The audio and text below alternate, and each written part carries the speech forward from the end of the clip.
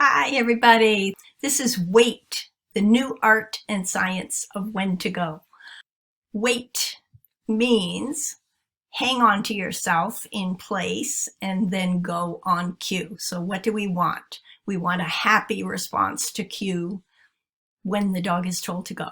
So I say happy because I intend to make the wait part, that is the delay of reinforcement part, a good deal for the dog. When do we need wait? Of course, we need it every single day. So now let's look at the other extreme, dog sports. This is sport.